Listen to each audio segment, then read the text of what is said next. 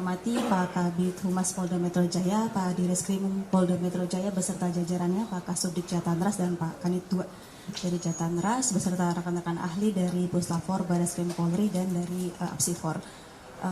Perkenalkan, saya Dr. Farah ingin menyampaikan beberapa temuan terkait dari hasil pemeriksaan dari kedokteran forensik.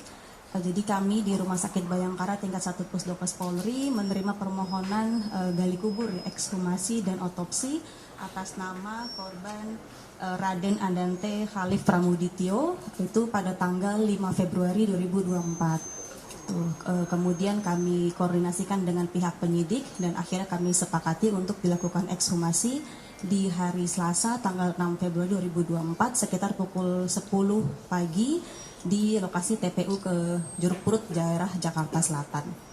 Dalam pemeriksaan tersebut, saya bersama tim kami mengetahui ya bahwa korban telah dimakamkan kurang lebih selama 10 hari, sehingga hasil temuan kami memang secara kesimpulan aja izin Bapak, jadi kesimpulannya memang jenazah almarhum sudah dalam kondisi decomposition lanjut ya, jadi sudah pembusukan lanjut. Di mana beberapa kulit di daerah wajahnya, kemudian leher, dada itu tampak sudah menghilang sebagian karena proses pembusukan. Kemudian pada kulit di daerah lain tidak kami temukan ada tanda-tanda kekerasan. Kemudian pada tulang belulang dari korban almarhum juga tidak kami temukan adanya patah maupun retak ataupun hal-hal sifatnya perdarahan atau resapan darah, tidak ada. Kemudian untuk membantu proses penyidikan, seperti yang ketahui ada indikasi adanya tenggelam atau tidak, tentu biasanya di kedokteran forensik itu kami akan menilai apakah untuk jenazah yang masih segar ya, biasanya kami melihat apakah kondisi tubuhnya itu basah, kemudian biasanya kalau orang terendam lama dalam air itu ada tanda-tanda terendam seperti nanti keriput atau mungkin kita sebut sebagai washerwoman's hands di telapak tangan maupun di telapak kakinya. Kemudian juga anggota tubuhnya dingin, kemudian juga biasanya keluar busa halus atau froth ya dari lubang hidung atau dari mulutnya gitu. Itu biasanya dinilai dari awal saat korban beberapa saat setelah dinyatakan meninggal akibat tenggelam. Namun seperti yang kita ketahui bahwa saya melakukan pemeriksaan bersama tim setelah 10 hari korban meninggal sehingga tanda-tanda tersebut tidak kami temukan. Namun berdasarkan dari keterangan dari dokter awal yang melakukan pemeriksaan terhadap korban, yaitu di Rumah Sakit Islam Pondokopi dan di Rumah Sakit Premier Jatinegara, tanda-tanda tersebut ditemukan dalam pemeriksaan mereka. Sehingga ada tanda-tanda terendam pada kondisi korban itu memang dipastikan ada. Selanjutnya untuk pemastian adanya tenggelam atau tidak, di bidang kedokteran forensik kami harus melakukan pemeriksaan menyeluruh terhadap semua organ tubuhnya sehingga kami lakukan otopsi tersebut. Pada otopsi memang karena kondisi sudah membusuk lanjut sehingga organ-organ tubuhnya sebagiannya sudah mulai membusuk, melunak, terutama kedua parunya sudah mencair, yaitu kami asumsikan mungkin karena kebanyakan air yang masuk karena ini di kolam renang ya gitu, sehingga parunya itu mencair sehingga tidak kami temukan lagi jejak-jejak organ parunya.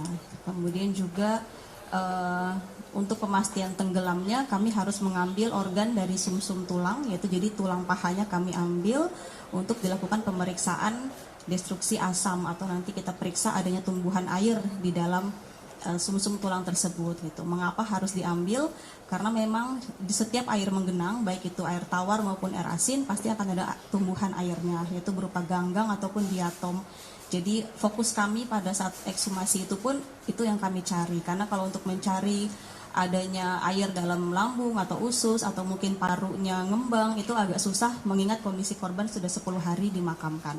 Sehingga pada saat malam itu juga kami langsung ke Puslapor, Bareskrim Polri di Sentul, kami melakukan pemeriksaan destruksi asam dan di sumsum tulangnya dan di organ hatinya kami temukan adanya tumbuhan air berupa ganggang. Dengan demikian keterangan dari penyidik bahwa saat pemeriksaan pertama di Rumah Sakit Pondokopi dan Premier Jatinegara ada tanda-tanda terendam berupa badannya basah semuanya, kemudian tangannya keriput, ditambah ada tanda-tanda kekurangan oksigen berupa bibirnya itu kami sebut sianosis ya atau keunguan, kemudian kuku-kuku dari korban juga semuanya ungu, itu menunjukkan bahwa korban memang kekurangan oksigen berat. Gitu. Kemudian hasil pemeriksaan otopsinya juga didukung, kami temukan ya tumbuhan air dalam sumsum tulang dan organ hatinya. Sementara kami menyimpulkan bahwa kondisi korban sesuai dengan korban meninggal akibat tenggelam atau masuknya air ke dalam saluran pernafasan.